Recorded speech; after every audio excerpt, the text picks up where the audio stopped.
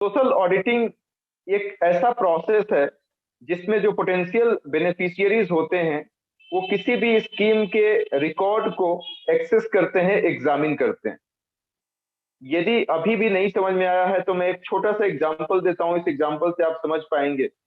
Suppose that कि कोई भी स्कीम आई है गवर्नमेंट के द्वारा, कुछ भी आया है, मनरेगा आया है या कोई भी स्कीम आई है, और उसमें जो मनरेगा में जो पैसे खर्च हुए हैं उसमें सेक्रेटरी लेवल का जो पंचायत सेक्रेटरी का जो बंदा है वो ये कह रहा है कि 10 करोड़ रुपए खर्च हुए हैं टोटल मनरेगा स्कीम में।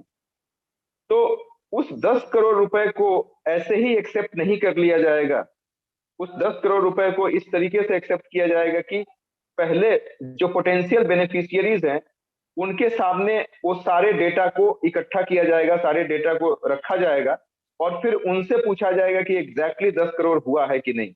और सिंपल एग्जांपल के तहत हम समझें तो सपोज दैट सिलचर एक जगह है जहां पे कुछ स्कीम्स आई है और उसके थ्रू वहां पे कुछ फंड आया है डेवलपमेंट करने के लिए उस एरिया को।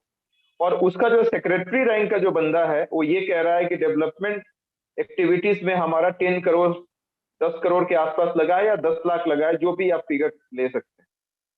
लेकिन इस बात को नहीं माना जाएगा जब तक सिलचर के जितनी जनता है, ग्राम सभा को बुलाया जाएगा। ग्राम सभा का मतलब कि वो सारे इलेक्टोरल, वो सारे वोट, वो सारे पर्सन जो वोटिंग के लिए एलिजिबल, उन सारे लोगों को बुलाया जाएगा जिसको ग्राम सभा कहते हैं। वो आएंगे और वो बताएंगे कि एक्चुअली में 10 लाख खर्च हुआ है कि नहीं। हो सकता है कहीं 10 आदमी को ही जॉब दिया है, 10 आदमी ही मनरेगा में जॉब कर रहे हैं और इन्होंने बोला 10 करोड़ रुपए खर्च हुआ है। तो आप बात को समझिए कि इसको स्क्रूटिनाइज किया जाएगा आम पब्लिक के द्वारा। आम पब्लिक को ग्राउंड पे सबसे ज्यादा पता होगा कि सच में पैसा खर्च हुआ है या ऑन पेपर बताया जा रहा है। मतलब कि थ्योरी और प्रैक्टिकल में कितना सामंजस्य है, इस बात की गारंटी देता है सोशल ऑडिटिंग। मतलब सोशल ऑडिटिंग पोटेंशियल बेनिफिशियरीज कौन होता है? जो लाभार्थी होते हैं, जो उस स्कीम से जो बेनिफिटेड होते हैं, जिनको फायदा पहुंचता है, उसकी बात की जा रही है। तो जो सोशल ऑडिटिंग होती है इनके द्वारा ही होती है, ग्राम सभा के जितने लोग हैं उनके द्वारा होती है। और गवर्नमेंट अपना डेटा रखता है, अपना फैक्ट्स एंड फिगर रखता है, और वो लोग उसको स्क्रूटिनाइज करते हैं कि जो भी फैक्ट्स एंड फिगर रखा गया है वो सच में सही है या गलत है। कितना सही और कितना गलत है आप सब लोगों को पता हो। तो यही है सोशल ऑडिटिंग। और एक चीज आपके दिमाग में आ रही होगी कि गांव के जो, अच्छा, स्पेसिफिकली विलेज लेवल के लिए बताया जा रहा है, पंचायती राज के लिए बताया जा रहा है। और पंचायती राज हम आप लोगों को पढ़ा भी रहे हैं इंडियन पॉलिटी में, तो आप कनेक्ट कर पाएंगे। एक चीज आपके दिमाग में आ रही होगी कि गवर्नमेंट का जो डेटा होता है ना, या गवर्नमेंट का जो डॉक्यूमेंट होता है, उसकी लैंग्वेज काफी डिफिकल्ट होती है, काफी टेक्निकल वर्ड्स होते हैं उसमें। और जो रूरल एरियाज है वहां पे लिटरेसी रेट बहुत अच्छी नहीं है। तो ऐसा हो सकता है, मैक्सिमम प्रोबेबिलिटी इसकी बनती है कि उनको ये चीजें समझ में नहीं आएगा कि एक्चुअली में वो लिखा क्या हुआ है, वो पूछना क्या चाह रहे हैं और हम बता क्या रहे हैं। तो इसके लिए इन्होंने एक और प्रोसेस निकाला है जिसको हम कहते हैं social auditing unit. Social auditing unit क्या करता है कि उसी ग्राम सभा में से कुछ लोगों को निकालेगा और उनको प्रॉपर ट्रेनिंग देगा। जो भी गवर्नमेंट की स्कीम्स आती हैं उसकी प्रॉपर ट्रेनिंग देगा, और किस तरीके से उसको चेक किया जाए, किस तरीके से उसको स्क्रूटिनाइज किया जाए, किस तरीके से उसको एसेस किया जाए, किस तरीके से उसको एग्जामिन किया जाए, इसके बारे में किस तरीके से उसको इवेलुएट किया जाए, इस चीज की प्रॉपर उनको ट्रेनिंग दी जाएगी। और जब वो प्रॉपर तरीके से ट्रेंड हो जाएंगे तो वो बहुत अच्छे से बता पाएंगे कि जो सेक्रेटरी लेवल का जो बंदा है या जिसके अधिकार क्षेत्र में आता है पैसा खर्च करना, वो डिटेल जो बताता है, वो जो बोल रहा है अपने डॉक्यूमेंट के साथ, और ग्राउंड पे जो काम हुआ है उसमें कितनी सच्चाई है और कितनी रियलिटी नहीं है। तो ये आपका बेसिक मैंने बता दिया जो सोशल ऑडिटिंग यूनिट से रिलेटेड कॉन्सेप्ट था। अब कहानी ये है कि सोशल ऑडिटिंग यूनिट जब इस्टेब्लिश किया गया, मतलब सोशल ऑडिट पे लॉ सबसे पहले 2005 में आया था, 2005 में। और जैसे ही 2005 में लॉ आया तो बहुत सारे सुप्रीम कोर्ट, बहुत सारी मिनिस्ट्रीज, इवन पार्लियामेंट, इन्होंने ना बहुत सारी चीजों को, बहुत सारे स्कीम्स को ये इसेंशियल कर दिया कि इनकी सोशल ऑडिटिंग होगी। क्योंकि ट्रांसपेरेंसी को लाने के लिए, अकाउंटेबिलिटी को इंश्योर करने के लिए, करप्शन को कम करने के लिए। तो ये राइटर यही लिखते हैं कि एक अच्छी बात है सोशल यूनिट, ये सोशल ऑडिटिंग यूनिट इस्टेब्लिश करने से काफी ज्यादा बेनिफिट है। बेनिफिट ये है कि इससे ट्रांसपेरेंसी आती है, इससे इफेक्टिव इम्प्लीमेंटेशन हो पाता है स्कीम का। इसके साथ साथ इससे इफेक्टिव इम्प्लीमेंटेशन होगा तो पॉवर्टी कम होगी, पॉवर्टी कम होगी तो ऑब्वियसली हम डेवलपमेंट के रास्ते में बढ़ेंगे। तो इससे काफी ज्यादा फायदा होता है। अब सोशल ऑडिटिंग यूनिट का जो स्टैंडर्ड है, मतलब कौन सी चीजों में सोशल ऑडिटिंग यूनिट वो किस दायरे में आएगा, मतलब कौन सी ऐसी स्कीम है जो सोशल ऑडिटिंग यूनिट के अधिकार क्षेत्र में आएगा, उसके सुपरविजन में आएगा। इसको डिसाइड कौन करेगा? सीएजी और मिनिस्ट्री ऑफ रूरल डेवलपमेंट। मतलब ये स्टैंडर्ड फिक्स करेंगे कि कौन सा सोशल ऑडिटिंग यूनिट में कौन सा स्कीम आएगा, कौन सा नहीं आएगा। इसका पूरा का पूरा डिसीजन जो है वो कैग लेगा या मिनिस्ट्री ऑफ रूरल डेवलपमेंट लेगा।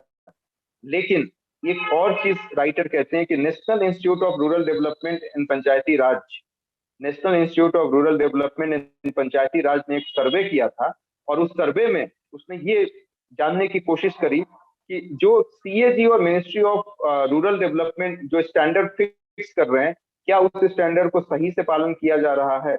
और कुछ चौंकाने वाली खबर मिली। उन्होंने बोला कि नहीं, सीएजी और मिनिस्ट्री ऑफ अर्बन डेवलपमेंट ने जो भी स्टैंडर्ड फिक्स किया है उस स्टैंडर्ड को प्रॉपर तरीके से फॉलो नहीं किया जा रहा है। इन्होंने बोला कि सोशल ऑडिटिंग यूनिट जो है वो एक इंडिपेंडेंट होना चाहिए, लेकिन इंडिपेंडेंटली काम नहीं करती है। और इसके साथ साथ 26 स्टेट्स में अभी सोशल ऑडिटिंग यूनिट को स्टैब्लिश किया गया है। 5,000 लोग काम कर रहे हैं, 5,000 स्टाफ काम कर रहा है, और टोटल 4,200 लोगों को ट्रेनिंग दी जा रही है। लेकिन इन्होंने बताया कि कमी क्या है इसमें। कमी ये है कि जो सोशल ऑडिटिंग यूनिट है इसको अपने सैंक्शन करने के लिए परमिशन लेना पड़ता है, जो भी इम्प्लीमेंटिंग एजेंसी होती है किसी भी चीज के लिए। इसके साथ साथ सोशल ऑडिटिंग यूनिट के जो डायरेक्टर हैं उनका जो स्टैंडर्ड फिक्स किया गया है सीएजी के द्वारा और मिनिस्ट्री ऑफ रूरल डेवलपमेंट के द्वारा, उस चीज को नहीं एक्सेप्ट किया जा रहा है, मतलब उस स्टैंडर्ड को नहीं फॉलो किया जा रहा है। मतलब ये भी एक बड़ी कमी है। इसके साथ साथ एक और बात कही गई है कि 2016-17 2016-17 और 2017-18 2017-18 में 13 सोशल ऑडिटिंग यूनिट ने ग्रीवेंसेस को रजिस्टर्ड किया।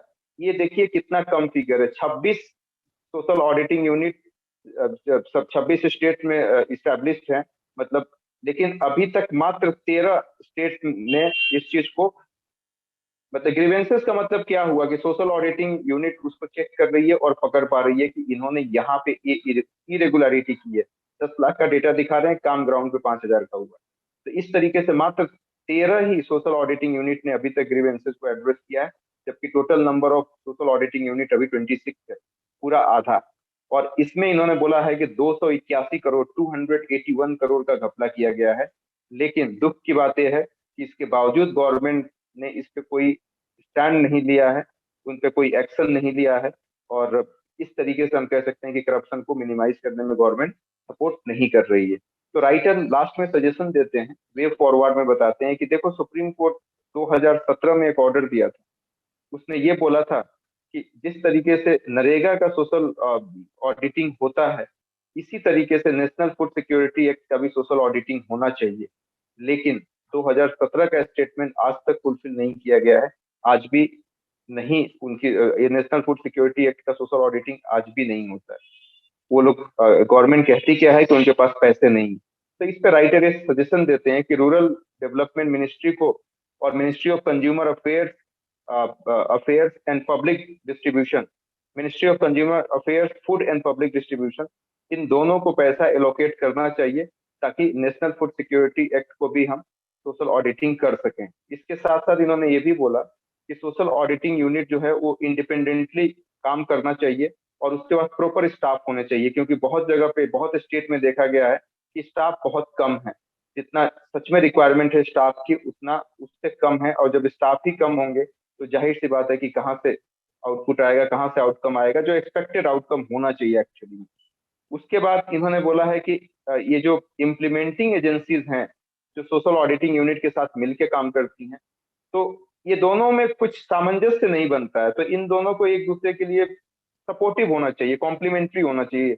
जो इम्प्लीमेंटिंग एजेंसी है उसको सपोर्ट करना चाहिए सोशल ऑडिटिंग यूनिट्स को। लास्ट में इन्होंने ये बोला है कि एक real time management information system होना चाहिए, जहां पे सारा डेटा रहे और वो पब्लिक डोमेन में रहे, लोग समझ सके कि कहाँ पे सोशल ऑडिटिंग हो रही है, कितना करप्शन का पैसा वहां पे निकला है, गवर्नमेंट क्या स्टेप ले रही है, ले भी रही है कि नहीं ले रही है, करप्शन हो भी रहा है कि नहीं हो रहा है। तो इसके लिए एक रियल टाइम मैनेजमेंट सिस्टम की जरूरत है, जिसका सारा डेटा किसी वेबसाइट पे अवेलेबल हो और उसको पब्लिक डोमेन में रखा जा सके, लोग समझ सकें कि कहाँ पे हो रही है सोशल ऑडिटिंग और किस तरीके का एक्शन लिया जा रहा है। आर्टिकल